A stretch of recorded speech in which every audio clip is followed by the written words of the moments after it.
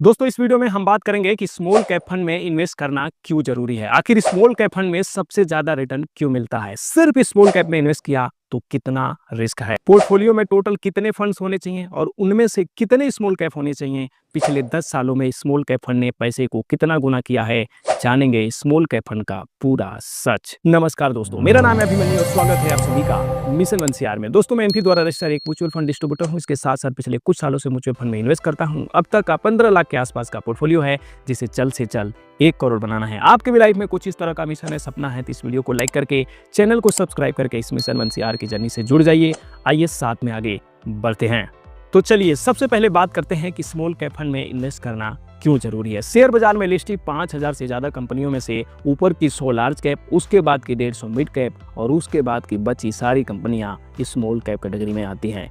यहाँ पर fund manager के पास बहुत बड़ा ऑप्शन है अपने पैसे को इन्वेस्ट करने के लिए। दूसरी बात, छोटी कंपनियों में ग्रोथ का काफी चांसेस होता है, तो इसलिए भी यहाँ इन्वेस्ट करना जरूरी है। रिलायंस और एचयूएल जैसी कंपनियां 5-5 साल में डबल नहीं होती हैं और यहाँ स्मॉल कैप 5 साल में 5 गुना हो जाते हैं, तो इसलिए भी स्मॉल कैप में इन्वेस्ट करना जरूरी है। जो पहले से ही बहुत बड़ा है वो और कितना बड़ा होगा, बड़ा तो वही होगा जो छोटा है, इसलिए भी स्मॉल कैप में इन्वेस्ट करना जरूरी है।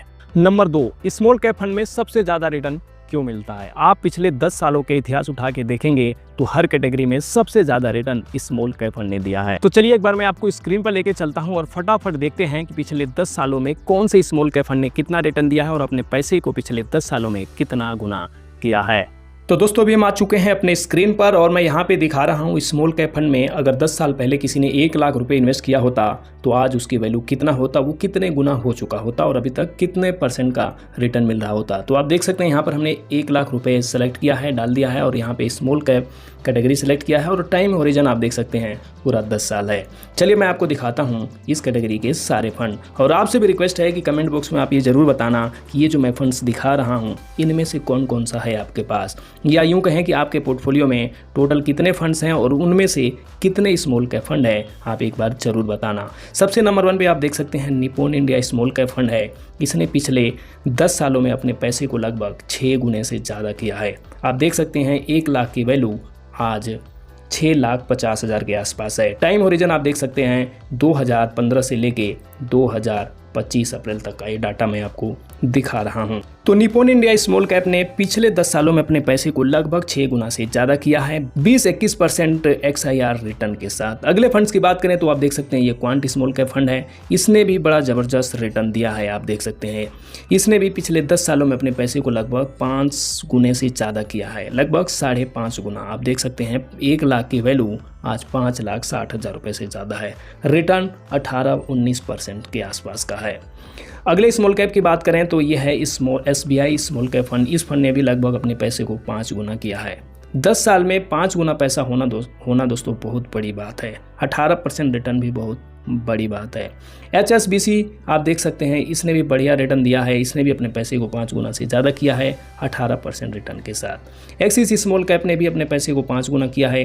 आप देख सकते हैं इसने भी लगभग 5 लाख से ज़्यादा बना दिया है 1 लाख रुपए को। आप देख सकते हैं लगभग 18% रिटर्न के आसपास। इसी तरह आगे बात करें तो HDFC ने भी बढ़िया रिटर्न दिया है। आप देख सकते हैं HDFC स्मॉल कैप फंड ने लगभग इसने भी अपने पैसे को 5 गुना किया है 17% XIR रिटर्न के साथ। इसके बाद कोटक हुआ, DSP, Franklin smaller and ICICI Prudential small cap, Union small cap, इन सब ने अपने पैसे को कम से कम 3 से 5 गुना तो जरूर किया है। कैटेगरी एवरेज की बात करें, इस कैटेगरी में कैटेगरी एवरेज रिटर्न लगभग 16% से ज़्यादा का है पिछले 10 सालों में।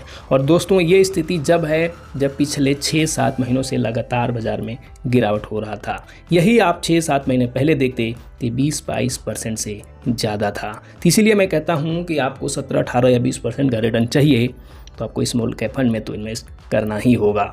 आप किसी भी कैटेगरी का कोई भी फंड्स उठा के देख लो, उसका कैटेगरी एवरेज रिटर्न इससे ज़्यादा नहीं होगा, इससे कम ही होगा। लार्ज कैप का तो 10-12 भी नहीं है।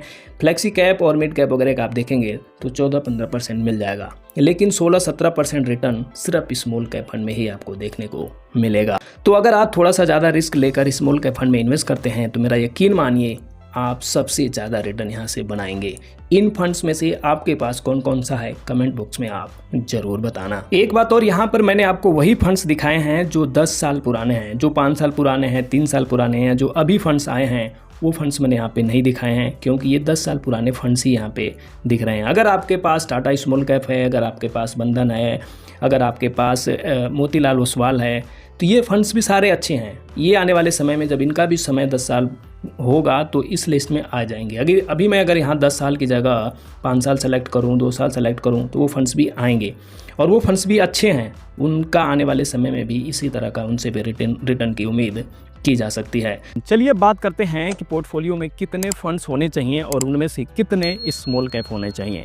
तो देखिए, वैसे तो एक अच्छे पोर्टफोलियो में 5 से 7 फंड होना बढ़िया है, लेकिन अगर आप चाहें तो कितना भी रख सकते हैं, बस ओवरलैपिंग का थोड़ा सा ध्यान रखना होगा। मेरे हिसाब से अगर आप 5 फंड का पोर्टफोलियो बनाते हैं तो उसमें से 3 फंड स्मॉल कैप होने चाहिए, 1 मिड कैप होने चाहिए और 1 फ्लेक्सी कैप होने चाहिए। इस तरह से आपका पोर्टफोलियो पूरा डाइवर्सिफाई हो जाएगा और हर कैटेगरी में थोड़ा बहुत एलोकेशन भी मिल जाएगा। यहाँ पर कुछ लोग गलती करते हैं कि 5 या 7 सिर्फ स्मॉल कैप फंड ही ले लेते हैं, तो आपको ऐसा भी नहीं करना है। थोड़ा सा मिड कैप और थोड़ा सा लार्ज कैप में भी एलोकेशन होना चाहिए। उसके लिए आप एक मिड कैप ले रहे हैं और लार्ज कैप में एलोकेशन के लिए आप एक फ्लेक्सी कैप भी ले रहे हैं। फ्लेक्सी कैप का एलोकेशन आप देखेंगे तो 65 to 70% लार्ज कैप में ही होता है। तो इस तरह से आप 5 फंड का पूरा डाइवर्सिफाई पोर्टफोलियो बना सकते हैं।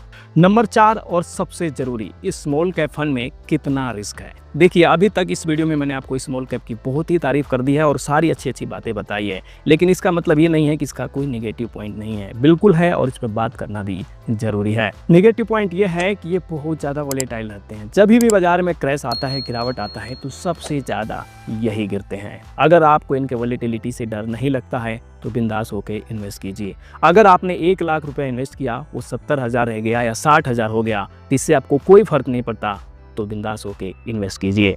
जिस तरह आपने देखा, स्मॉल कैप फंड ने हर कैटेगरी से हर समय में ज़्यादा रिटर्न दिया है, लेकिन जब जब गिरावट होती है तो बाकी के कैटेगरी 10-20% गिरेंगे, तो ये सीधे 25-30% गिरेंगे। अभी पिछले गिरावट में आपने देखा भी होगा कि लार्ज कैप निफ्टी गिरा था 15% और स्मॉल कैप गिर गए 25%। अगर आप इस चीज़ के लिए तैयार हैं और इस चीज़ से आपको डर नहीं लगता है, तब तो आपको इसमें खुल के इन्वेस्ट करना चाहिए और सबसे ज़्यादा पैसा रिटर्न आप यहाँ से बनाएंगे। लेकिन वहीं ऐसी स्थिति में आप डर जाते हैं, घबरा जाते हैं, आप अपने पैसे को घटते हुए नहीं देख सकते हैं, आपके पास कम से कम 7 साल का भी समय नहीं है, तब तो भैया आपको यहाँ से दूर ही रहना चाहिए। इसको एक एग्जाम्पल से समझें कि मान लीजिए आपके पास 2 फंड है, एक स्मॉल कैप और एक लार्ज कैप। जब गिरावट होती है तो लार्ज कैप आपका कम गिरता है, कम वोलेटाइल रहता है, उसे देख के आपको आज अच्छा लगता है, हाँ बहुत बढ़िया फंड है, गिरता कम है, बढ़ता भी उस हिसाब से है। लेकिन वहीं स्मॉल का भी एकदम से 4-5% गिर जाते हैं तो आपको लगता है कि ये बेकार फंड है, फालतू में हमने इसको पोर्टफोलियो में रखा है। लेकिन किसी तरह अगर आपने इन दोनों फंड में 10 सालों का सफ़र तय कर लिया, तब आप ये देखेंगे कि बेशक स्मॉल कैप में वोलेटिलिटी ज़्यादा रही, बेशक ये बहुत ज़्यादा गिरावट में, लेकिन लार्ज कैप का रिटर्न 12-13-14% और स्मॉल कैप का रिटर्न पूरे 20%। तो अगर आप आज की वोलेटिलिटी झेल लेते हैं, आज की गिरावट से आपको कोई फर्क नहीं पड़ता है, तो एंड में सबसे ज़्यादा रिटर्न आपको इसी स्मॉल कैप में मिलेगा। बेशक आपको लार्ज कैप में कोई वोलेटिलिटी नहीं देखने को मिलेगी, कम गिरेंगे, कम बढ़ेंगे, लेकिन एंड में क्या, एंड में तो रिटर्न से मतलब है और रिटर्न सिर्फ स्मॉल कैप फंड में ही बनेगा। वैसे भी कहते हैं कि म्यूचुअल फंड में अगर आपके पास 7 साल, 10 साल या 15 सालों से कम का समय है तो बेहतर है कि आप यहाँ इन्वेस्ट ना करो। तो उम्मीद करता हूँ दोस्तों, मैं आपको जो समझाना चाहता था वो आप अच्छी तरह समझ गए होंगे। फिर भी अगर आपका कोई डाउट है, सवाल सुझाव है, तो प्लीज़ कमेंट कीजिए। इस वीडियो को लाइक कर दीजिए, चैनल सब्सक्राइब कर दीजिए, इस वीडियो को अपने और यार दोस्त रिश्तेदारों के साथ शेयर कर दीजिए। जल्दी मिलेंगे नेक्स्ट वीडियो में। धन्यवाद। जय हिंद।